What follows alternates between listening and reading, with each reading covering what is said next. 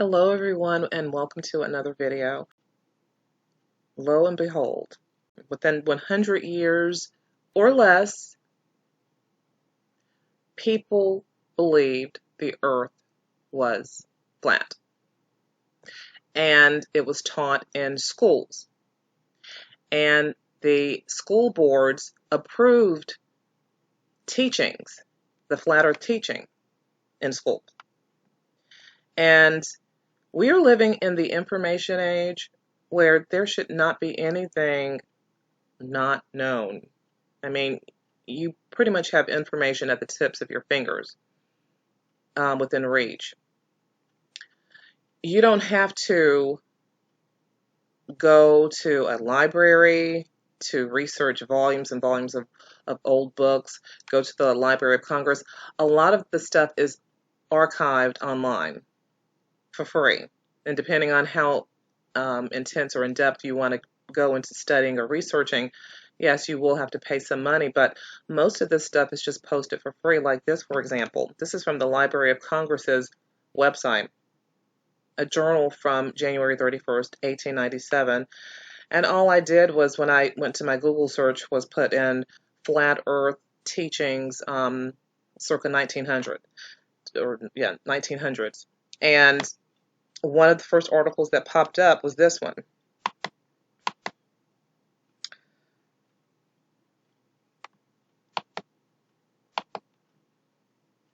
So basically, the article, okay, the earth is flat. Enthusiasts who will attempt to prove this very curious theory. And it talks about, okay, experiments are soon to be made on the coast of Florida for the purpose of demonstrating that the earth is not round but flat. Strange as it may seem, there are still a great many people on this terrestrial ball who deny that it is a ball of any sort.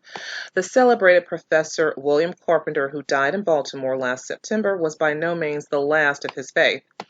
In a picture of the earth as these unique theorists believe it to be, or some of them, where they do not all agree, the South Pole is seen as a wall of ice surrounding the circular earth.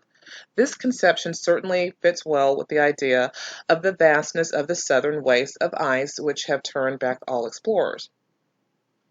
The hardy searchers for glory have come much nearer to the North Pole and have made the region around it seem small and familiar compared to that at the south, which is the true terra incognita. In the flat earth picture, the North Polar region is seen to be a small region of eternal cold in the center of the circular world.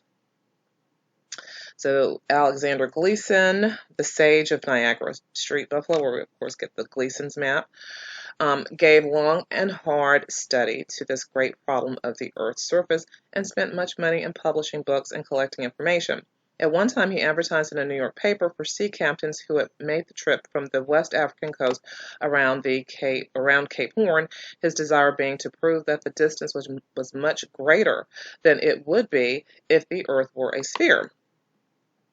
The information which he obtained seemed to be satisfactory to himself, though it did not convince many scientists and geographers. The principal arguments advanced by the flat earth theorists are that a ship might seem to sail around a ball when it merely sailed around a circle, that all the effects of day and night could be produced by a fixed sun shining down upon a circular earth revolving like a card on a pin, and that the longest rivers have a descent of only a few feet. So, okay, so that is one difference. So they believe that the sun was not moving, but that the earth was spinning like a card on a pin. Very interesting. Sort of like a merry-go-round, I guess. They say that the phenomenon at sea of the ship rising or disappearing is to be explained by refraction, and that if the earth, the phenomenon at sea of the ship rising or disappearing, that is the main issue today that really, I'm like, it just boggles my mind. Everyone believes that when you go to the beach and see a ship, that's when you see the curvature. Anytime you want to see the curvature of the world, of the earth, just go to the beach.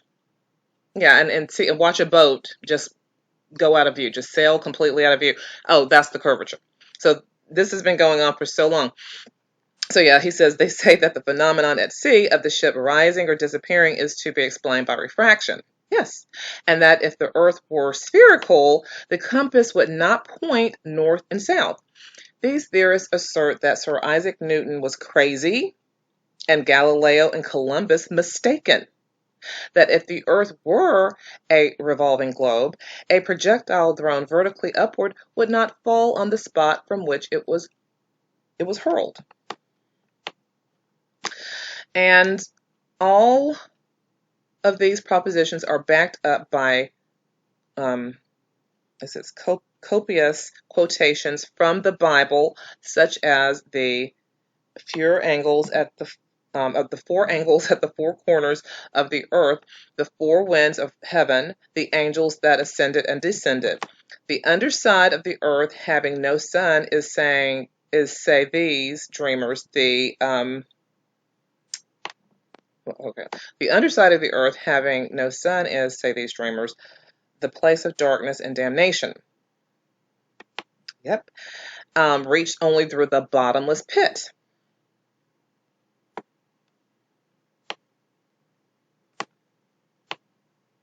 Wow. And look, so, okay, first of all, let me show the picture of the flat earth that they had.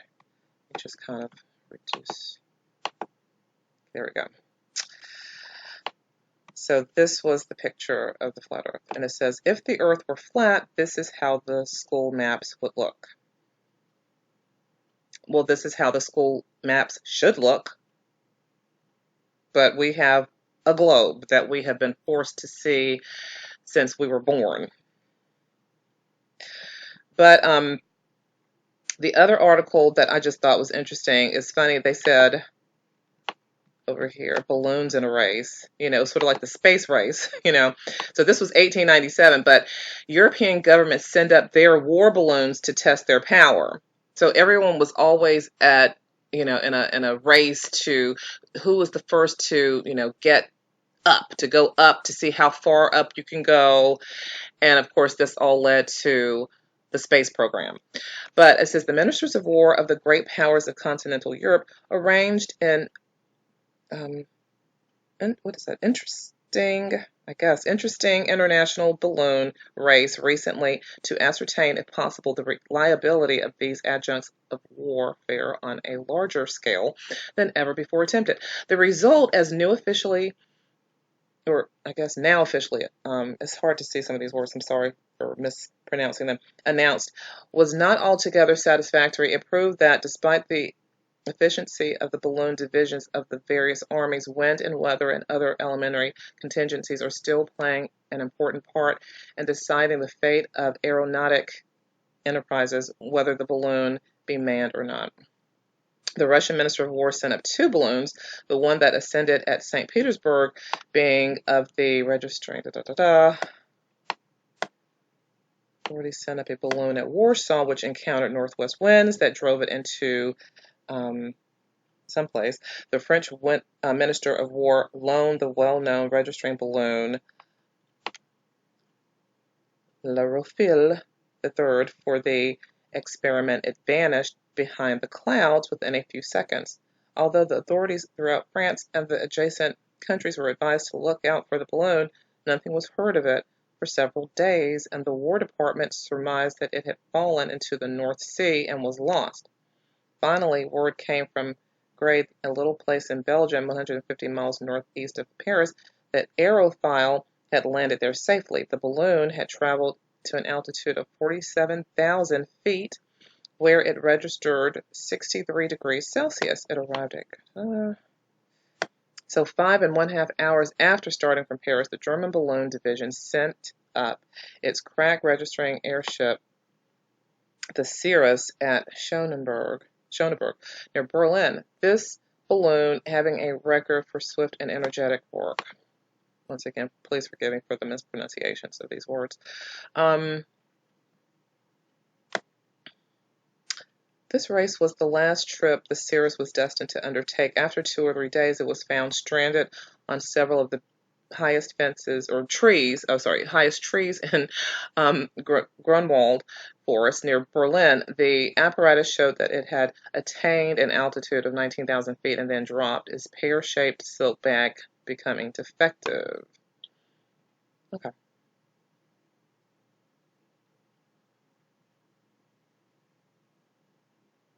Strata during the night of the plummet. Okay. And I was wondering if they were going to say anything about what the Earth looked like from that high up.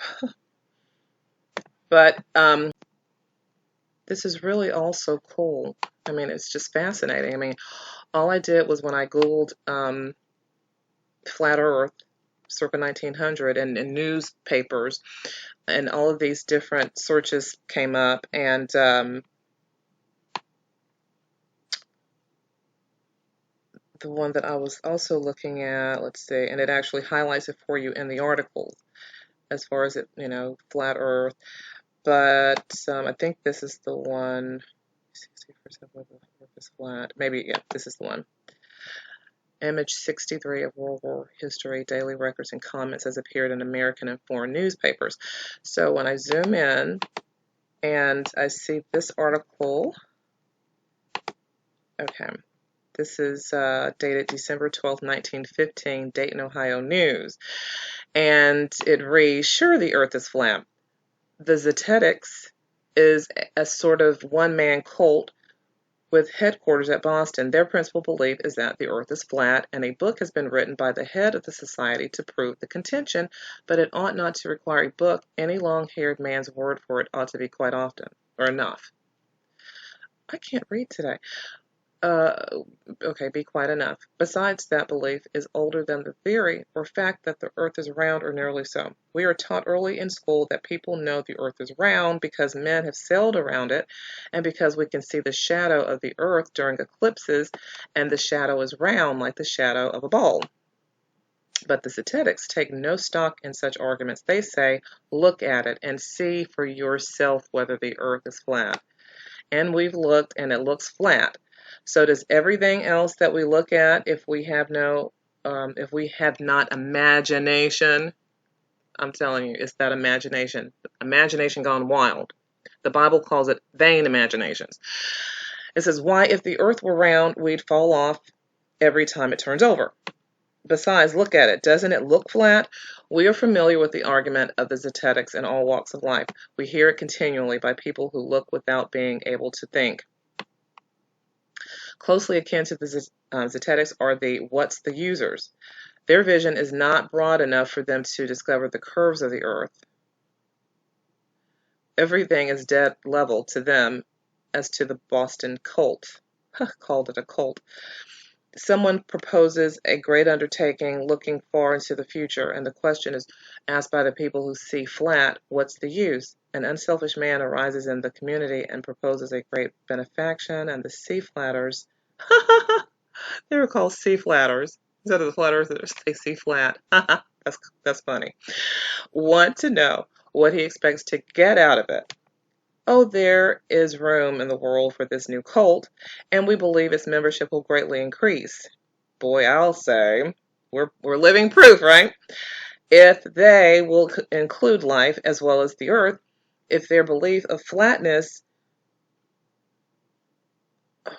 as well as the earth, in their belief of flatness, we can nominate 100 prominent citizens as eligible to membership, for to them, life is not only flat, but stale and unprofitable. Oh, I don't think that's true whatsoever. Just very interesting. Let's see if there were any more. I think that was it for this particular one, because I had highlighted everything that had said anything about flat earth.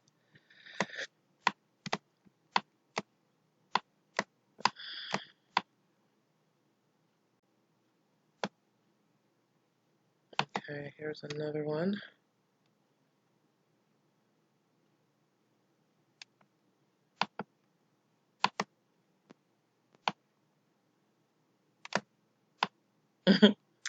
So this is dated October 28th, 1918, New York. How you can feel the earth spin. Oh my goodness. How You Can Feel the Earth Spin by Garrett Service. Okay, man runs around the earth like an ant on a suspended ball and finds no place where he can get off. He cannot even jump off, which the insect could do because there is no body more massive than the earth near enough to help him by its gravitational attraction. There never were prisoners more absolutely confined than we are. Unlimited space stretches out on all sides, untrodden ways, billions of miles in length, leading on and on through the stars, present themselves before us on every hand, but we cannot set our feet upon them.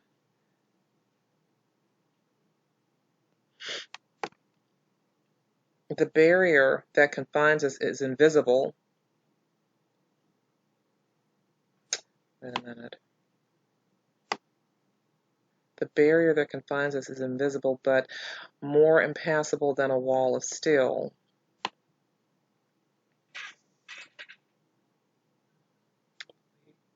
Find the surface of a sphere, but we find the surface of a sphere to be the most perfect of prisons, always curving down. Living on a ball, we cannot even travel in a straight line.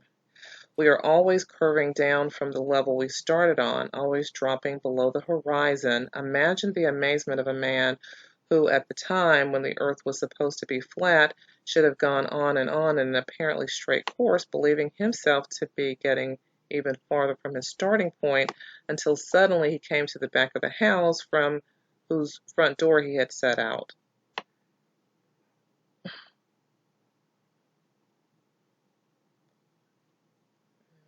Neglecting the irregularities of the surface.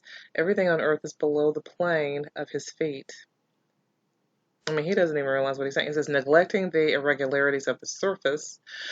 I mean, I'm going to stop right here. People just don't understand what words mean. I mean, literally, a surface. You are saying that a face is a flat, level thing. It's flat. Like the surface of water. We have a face, just something that is pretty much, for the most part, level. And they're using the words, everything on earth is below the plane of his feet. Yes, because we are on a plane. A plane is not a sphere. It's not a ball.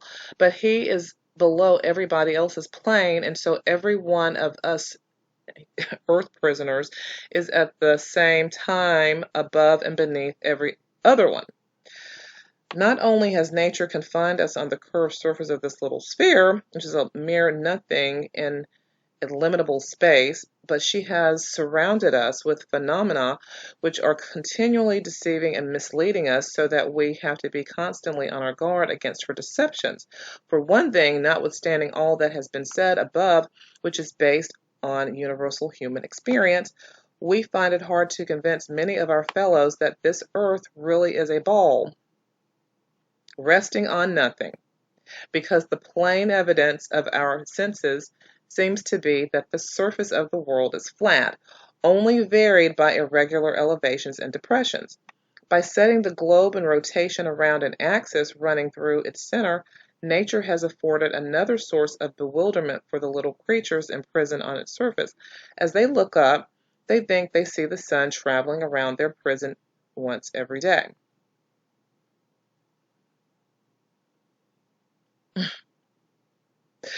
And the stars streaming around it at night.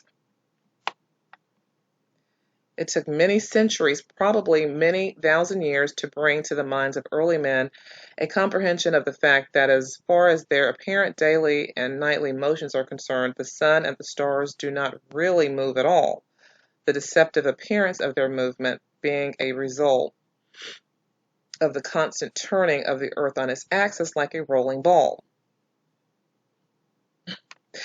How ironic is this? So, what is clear to our senses of what we actually observe in nature every day, every night? That the sun is moving, is in motion, that the moon is in motion, and that the stars are in motion. They're saying, oh, this is very deceptive because of the appearance. Everything is apparent. It only appears that way. It only appears, oh, you can't believe your eyes. You see? I mean, it is literally brainwashing, mind control. Oh, you can't believe your eyes. You're really on a confined ball. And do you see how they want us to they wanted people to just believe we're so insignificant. You know, you're just this little tiny ball in the vastness of outer space.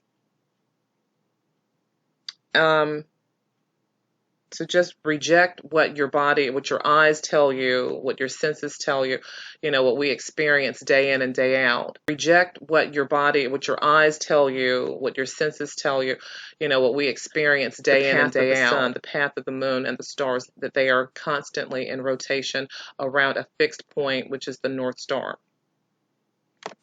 All right, so then it goes on to say, can you feel it? Yet there are very few persons today who have a realizing sense of the rotation of the earth. Such a sense can be acquired, however, and it is a most extraordinary experience, hardly to be put into words. Some would call it an ecstasy of the imagination. Once again, it goes back to that imagination. And that is all it is. It's in their imagination, and the people who see it are the ones who subscribe to it. And it's almost like they're on that stuff. They have to get on that NASA stuff in order to have their imagination expand that much and for them to so-called feel the spin. But it says, some would call it an ecstasy of the imagination, but in truth, it is simply a setting of the mind to drive through the apparent into the real, which is behind it. Drive through the apparent into the real, which is behind it. You can catch the sense, if you will try, at sunset or sunrise, while you watch the rim of the horizon sweeping up or down across the disk of the solar orb. With practice, it will come to you in watching the nightly procession of the constellations apparently moving steadily from east to west. Apparently. Not really, but just apparently. It just looks that way. Okay. As the earth rotates from west to east. You have only to concentrate your mind upon the thought that it is really you and not the stars that are moving. Do you understand how much mind control this is? This is truly something that people who use hypnosis on people, because they tell you to imagine it. You have to envision it, imagine it, and then you are under a trance. This is sorcery, in my opinion. It's sorcery, witchcraft. Yeah. They are using that hermeticism, which is witchcraft, on these people. And that's why their minds are so boggled. Sense, if you will try at sunset. But you have only to concentrate your mind upon the thought that it is really you and not the stars that are moving. Suddenly, the true nature of the motion will burst into your consciousness, just as by an effort you can get rid of the deception which causes a train standing alongside to appear to be moving backward when your own train smoothly and silently starts to move forward. It is even possible to feel the rotation of the earth when simply looking up into a cloudless sky with no particular points of reference except the horizon. Amazing. Let's see if it continues on another page.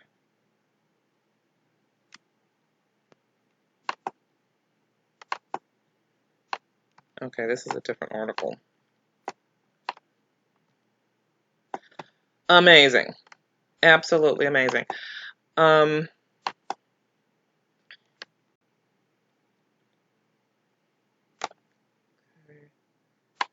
Here's some more naysayers, people trying to make fun of the flat earth, but this article here,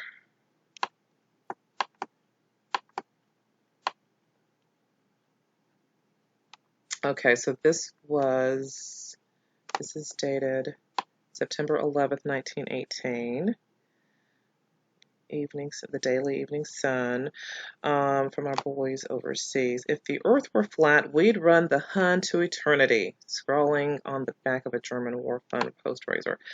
So we see that even though today we have a lot of commercials and um, most of the shows, they are always trying to just make fun of and pick on the flat earth. It's like, oh, you're not a flat earther, or I guess you believe the earth is flat too. Just anything, any jab that they can take to undermine the reality and the truth of the flat earth movement.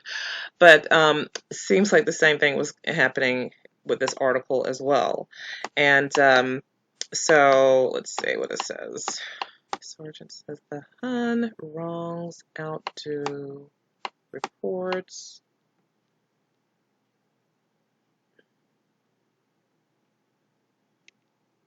Okay, that's pretty much all it says there. Also, going into images is great. When you just Google flat earth news articles and go into images, they have this article about this man. Okay, Brookline man convinced that the earth is flat. And let's go.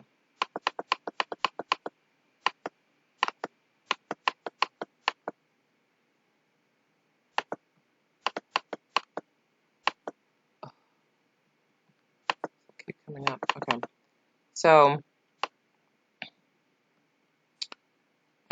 So, it has a picture of the rendition of the flat Earth map, showing ice surrounds the exterior, the circumference of the circle of the Earth, and that in the center you have the North Pole, and then the other land masses are around it in this fashion. And it says,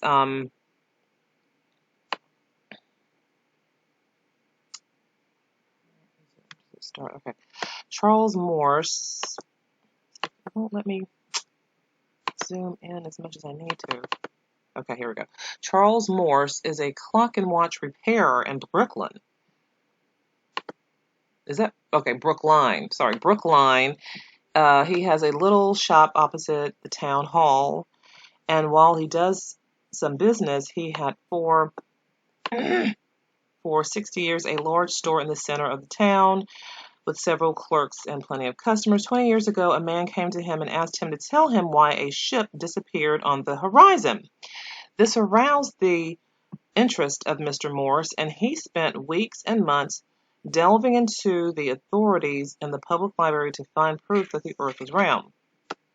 The outcome of it was that Mr. Morse left his investigations with his mind firmly convinced that the earth, far from being round, was flat, and ever since he has argued and preached this doctrine far and wide. And ever since then, he has preached this doctrine far and wide.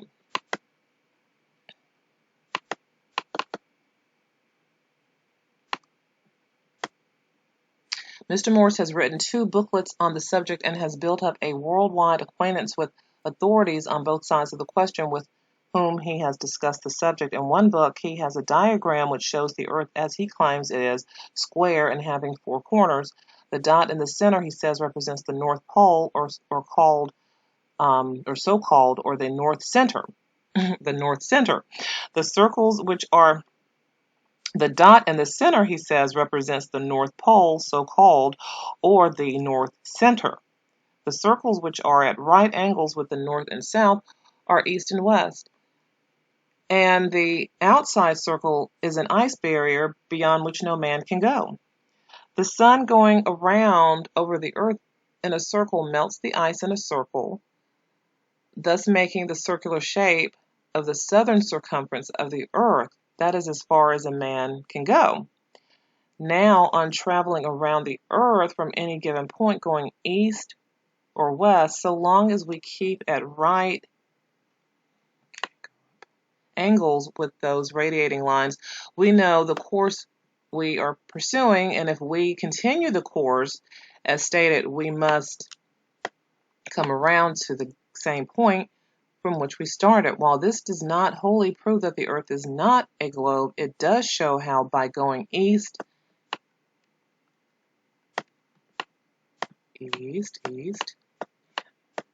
or west, you will come around to the starting point on a level plane. The globe Earth system teaches that a ship in sailing out to sea goes out of sight by going down round the curve of the water, and they give us as proof that the whole disappears from our sight first. Now, the facts of the case are against them, for when the whole has wholly disappeared from our view, with a glass, the whole can be seen again down to the water's edge, and the water can be seen splashing up against her sides, which is positive proof that the ship did not go down to disappear. Furthermore, when the whole has disappeared from our sight, the ship has not reached the horizon. What your eyes tell you, which is only one of the many proofs that the Earth is not a globe. What we experience day in and day out. The Blue Hills are about 10 miles south of Boston. From the top of Great Blue Hill can be seen on a clear evening the lights of Cape Ann, 40 miles distant. The Blue Hill is 635 feet above the sea level. The curve of the Earth in 40 miles is 1,066 feet, 8 inches. Therefore, the lights of Cape Ann must be 481 feet, 8 inches high in order to be seen. Just like the experiments the flat earthers are doing today, in order to be seen. We are also told that from the top of Mount Monadnock in New Hampshire, the water in Boston Harbor can be seen a distance of 80 miles. Now, if the Earth were a globe, the curve would bring the water in the harbor 548 feet below the line of sight. If the Earth is a globe, why is it that there is no midnight sun in the south as in the north? For the sun goes as far south of the equator in the winter as it goes north of the equator in the summer. The Copernican system teaches that day and night are caused by a stationary sun shining on a whirling globe, whereas we claim that the sun never sets, but disappears from our view while going around its circuit on account of its distance from us. It is the law of perspective that makes it look as though the sun was going down as it goes away from us. The Earth being level and our line of sight straight, it disappears in the distance at the vanishing point. Wow. The vanishing point, the same as two vertical lines, whether horizontal or vertical, seem to come together in the distance and disappear from our view. Have you ever seen a railroad train receding on a straight level track? It will, can't make out that word, but I'm going to say it will, whatever that word is, very far from, very far before the wheels are out of sight.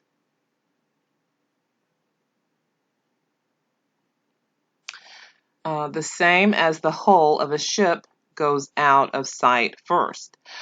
When the sun rises at 4:22 and sets at 7:40, it has taken the sun 15 hours and 22 minutes to go from one horizon to the other, namely from sunrise to sunset, which cannot possibly be halfway around the supposed globe. How is it that it can go round the rest of the globe from sunset to sunrise in 8 hours? And is that 32 minutes or 29 minutes?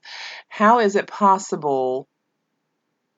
Forgive me if I am misreading this information, but that's why I put it on the screen so that maybe you can read it better than I can. How is it possible for the Earth to turn around? How is it possible for the Earth to turn around once in 24 hours against a stationary sun and cause the above result unless the Earth goes about 4 times as fast from our sunset to sunrise as it does from our sunrise to sunset? My reasons for believing the Earth is not a whirling globe, but is a level stationary plane is on account of a careful investigation of the present system of astronomy. Bravo! Bravo! This is awesome. This is awesome. So this is a picture of him, Charles N. Morse. A hero, a flat earth scientist investigator, observer, yes, who has proven that it is perspective. It is just, we we are not living on a spinning ball. We are not. Everything that we see and observe every day can easily be explained on a flat, stationary, level Earth with the sun and moon and stars rotating around us. Let's go to another article.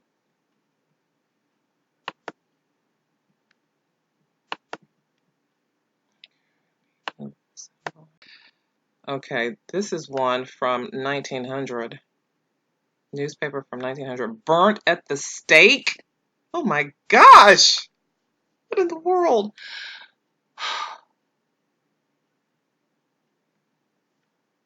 Okay. Hold on. Let me go to the original article.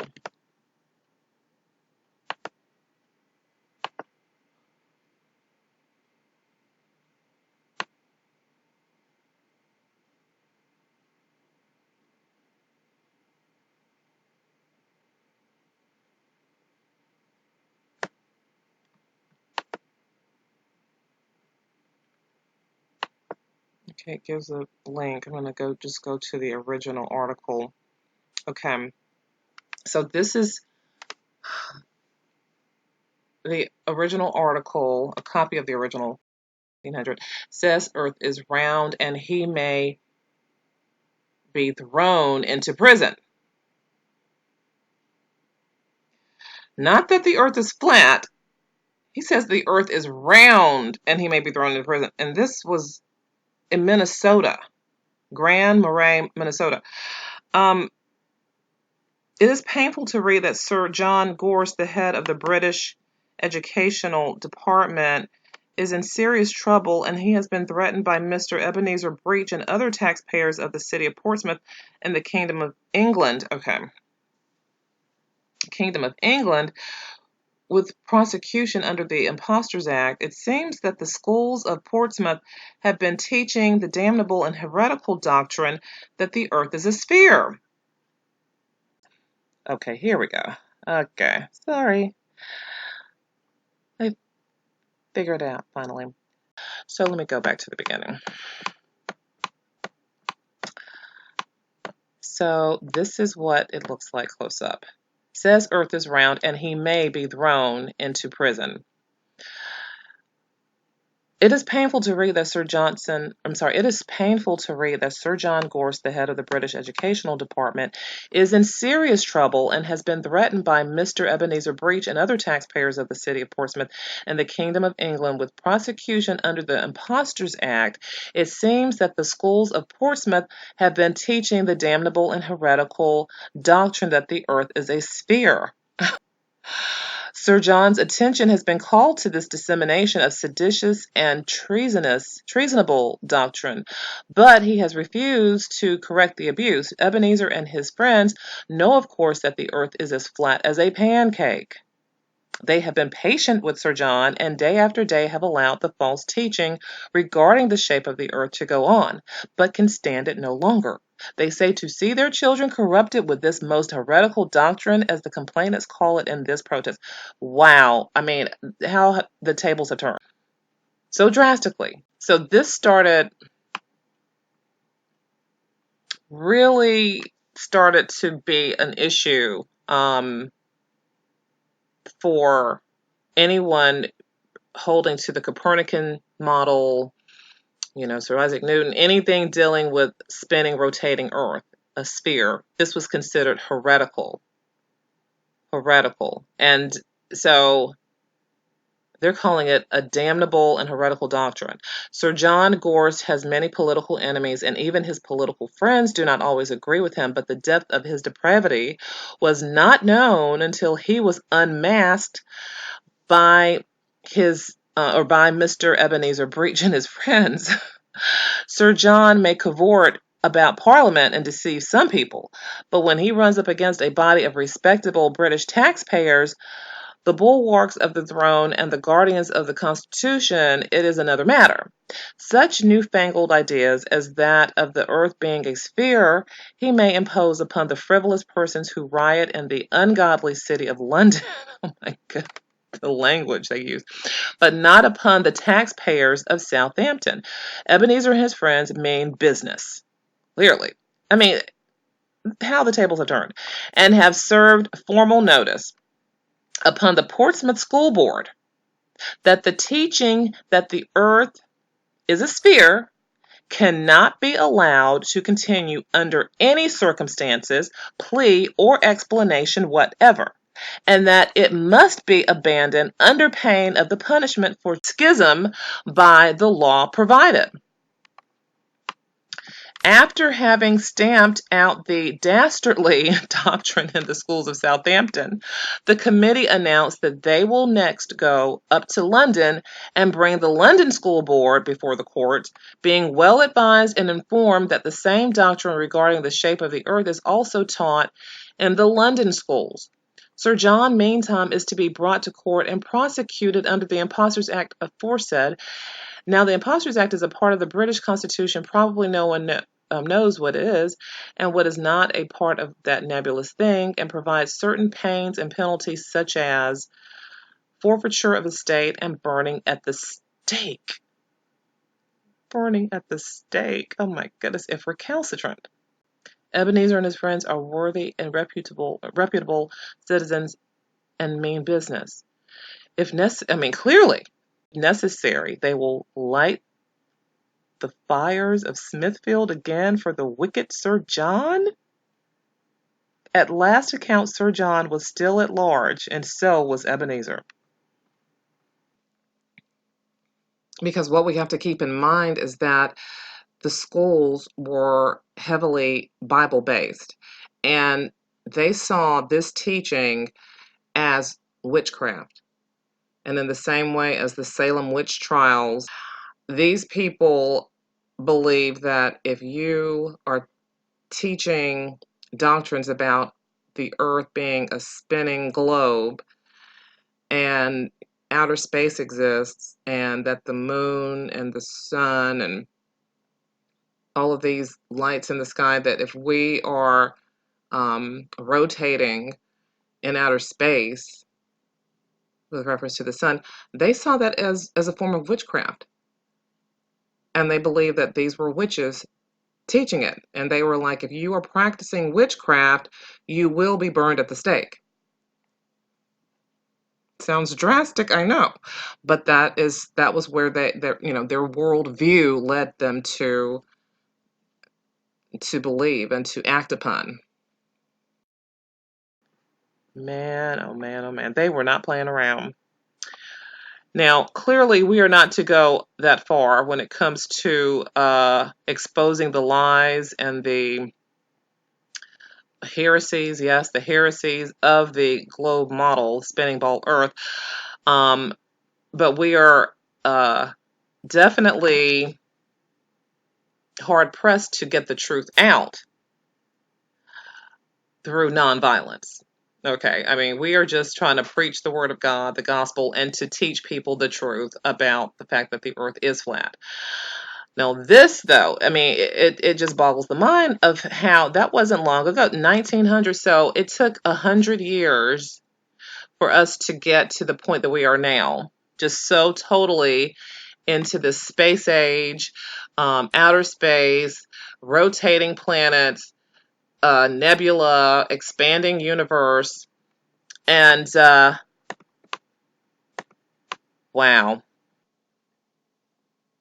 But that concludes today's video. I just wanted to show the evidence that, yes, we are definitely not in the minority. As a matter of fact, I believe that most people throughout history believed that the earth was flat, knew that the earth was flat, but the evidence of that, like the books and the newspaper articles and just teachings, things like that, have been suppressed throughout the years and over the years, just to prove or to show that the Copernican model is the true model of our existence, of what we live on.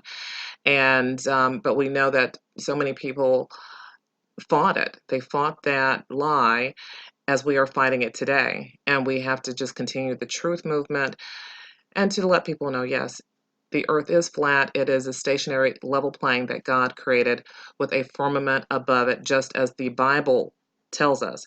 And then they will hopefully seek God. They will seek Him, because at the end of the day, that is what really, really matters. And we have to just fight the good fight of faith. So thank you once again for watching me and joining me today. I hope you found this to be interesting. Please feel free to share your comments and be my newest subscriber. Thank you so much, and you have a very, very blessed day. I'll see you soon.